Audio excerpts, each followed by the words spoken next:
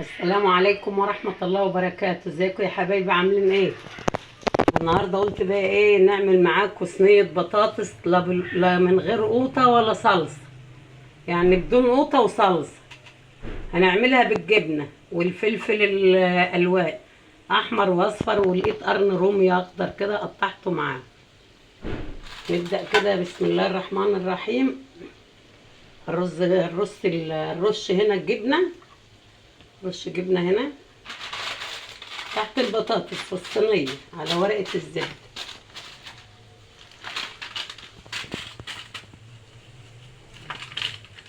اي جبنة بقى، جبنة ميكس عندك موزاريلا، اي نوع جبنة عندك حطيه.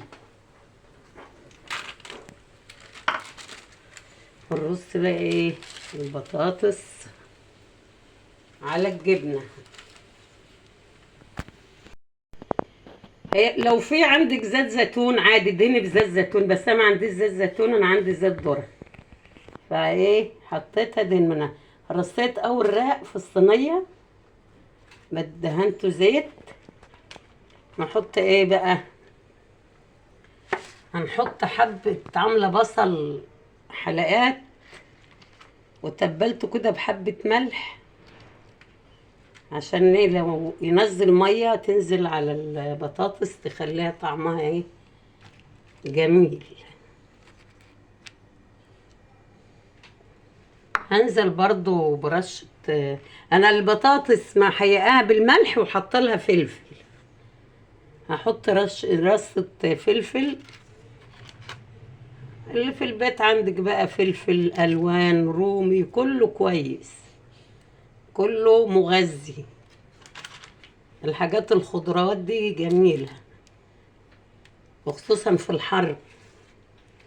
الحر ده ما بيحبش الاكل المسبك والحاجات دي. نبدأ برصة بطاطس فوق الفلفل والبصل.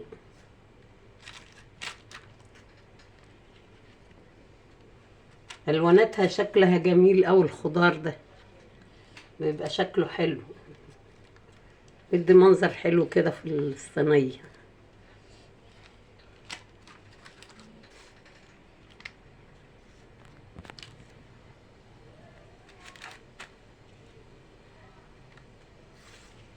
بدأت بيها اهي كده. هبدأ بقى احط نفس الخضار اللي عندي برضو، اللي موجود اللي فاضل هنا كده برضو على الوش. هيبقى عندي رصة بطاطس تاني احطها، واحط ايه رشة جبنة.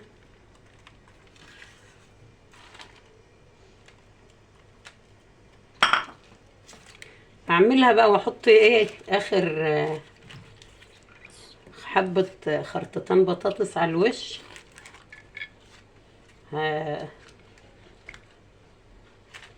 دي بقى انا هحط لها ايه لحمة مفروم. هدخلها حبة في الفرن تخش على سوا كده، عشان هي اللحمة طبعا هتبقى متعصج، ما بتاخدش وقت. هدخل دي كده في الفرن، وبعد ما هعصج اللحمة بقى واروح ايه نازله بها على الوش، وارجع احطها تاني في الفرن. نديها رشه جبنه بس اما تطلع، عشان الجبنه على الوش ممكن تتحرق. انا مولع الفرن على درجه حراره 200. هحطها بقى في الفرن واعصج اللحمه وارجع له.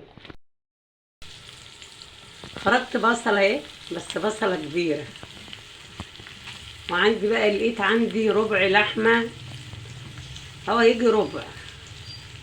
قلت بقى نعمله ايه عبل الصينيه اللي في الفرن ما تاخد لون وتستوي شويه، اكون انا عصقت اللحمه.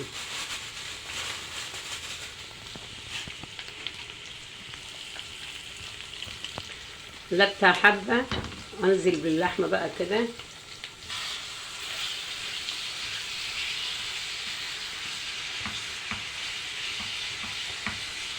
هي حاجة تقضي الغرض، احنا لسه نعتبر اخر الشهر.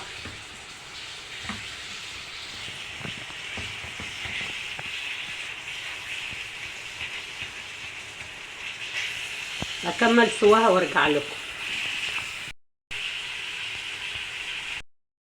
البطاطس خرجت من الفرن اهي، هي داخله على سوا، يعني ما استوتش قوي، انا ما رضيتش اسواها قوي عشان هحطها لسه تاني باللحمه وبالجبنه، وهنديها بقى ايه رشه جبنه كده.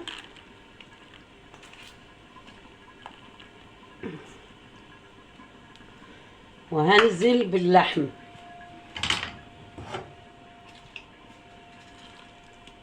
ربع كيلو، يظبط لنا الصينيه ان شاء الله.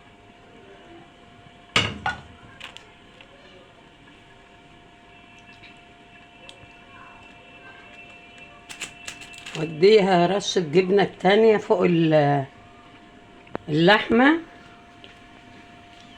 حبه بفضلنا هم ترشهم على الوش، واحطها بقى في الفرن لحد ايه الجبنه بقى ما تسيح عليها وتكون كملت سواها.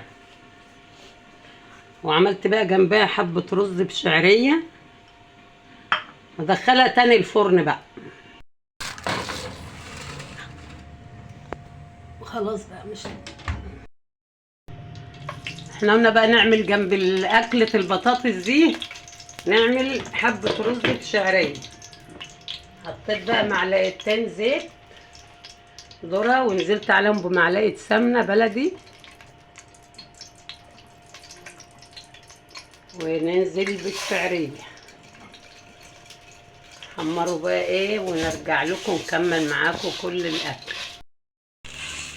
الشعرية داخلة ايه على سوا تحمر، وننزل بالرز.